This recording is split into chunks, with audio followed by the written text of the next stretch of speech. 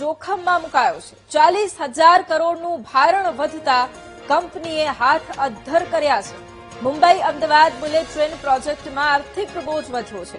જમીન સંપાદનના વળતરમાં ધરખમ વધારો થતા પ્રોજેક્ટના બજેટમાં વધારો થયો છે। આર્થિક ભારણ વધતા પ્રોજેક્ટ ઓથોરિટીએ ગુજરાત હાઈકોર્ટના દરવાજા ખખડાવ્યા છે। ભરૂચ જિલ્લાના આબોદના ઓચ્છન ગામની જમીન સાથે આ વિવાદ જોડાયેલો છે। વર્ષ 2018માં 50 રૂપિયા પ્રતિ ચોરસ મીટર ભાવે જમીન સંપાદન શરૂ થયું હતું। 50 રૂપિયા પ્રતિ ચોરસ મીટર ભાવે એક જમીન માલિકને 85.8 લાખ રૂપિયા વળતર મળ્યું। જમીન માલિકે વળતર વધારવાની માંગ કરતા વળતરના દરમાં વધારો કરાયો છે। વળતરનો દર વધારી અને 660 રૂપિયા પ્રતિ ચોરસ મીટર કરાયો। અને આજ મુદ્દે સંવાદદાતા પાર્થ ફોન લાઈન પર છે। પાર્થ, એક તરફ દેશનો પ્રથમ અને મહત્વપૂર્ણ એવો બુલેટ ટ્રેન પ્રોજેક્ટ અત્યારે જોખમમાં મુકાયો છે, કારણ કે 40,000 કરોડનું ભારણ વધ્યું છે। શું જાણકારી?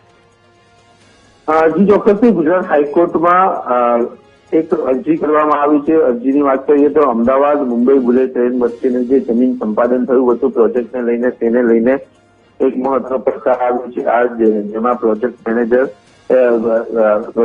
દ્વારા ગુજરાત હાઈકોર્ટમાં દરવાજા ખખડાવ્યા છે અને તેઓએ કહ્યું છે કે LARRA એટલે કે જમીન સંપાદન પુનર્વસન અને પુનઃસ્થાપન સત્તામંડળ દ્વારા જે નક્કી કરાયેલું જે વધેલું વળતર છે તે ચૂકવવામાં આવે તો પ્રોજેક્ટ ઉપર આશરે 40,000 કરોડ રૂપિયાનો વધારાનો બોજો પડી શકે છે, જેનાથી 1.10 લાખ કરોડના આખા પ્રોજેક્ટનું ભવિષ્ય જોખમમાં મુકાઈ શકે છે। મહત્વની વાત કરવામાં આવે તો ગુજરાત સરકારના એટલે કે એડવોકેટ જનરલ કમલ ત્રિવેદીએ પણ હાઈકોર્ટમાં દલીલ કરી હતી કે જે LARRA દ્વારા જે આ જાન્યુઆરી અને ફેબ્રુઆરીમાં મહિનાના વળતરમાં જે આદેશ ચૂકવવામાં સુધારો આપવામાં આવે છે તેનાથી પ્રોજેક્ટના ખર્ચમાં ખૂબ જ મોટો વધારો થશે અને જેના કારણે અદાલતે સ્પષ્ટ શબ્દોમાં ચિંતા પણ વ્યક્ત કરી છે અને જો આ વધારાનું આર્થિક ભારણ પ્રોજેક્ટ પર નાખવામાં આવે તો બુલેટ ટ્રેન પ્રોજેક્ટ આગળ વધારવો ખૂબ મુશ્કેલ છે। ભરૂચની અમુક જમીનને લઈને આ આખો વિવાદ સામે આવ્યો છે, ત્યારે વધુ સુનાવણી 5 ઓગસ્ટના રોજ યોજવામાં આવશે। જી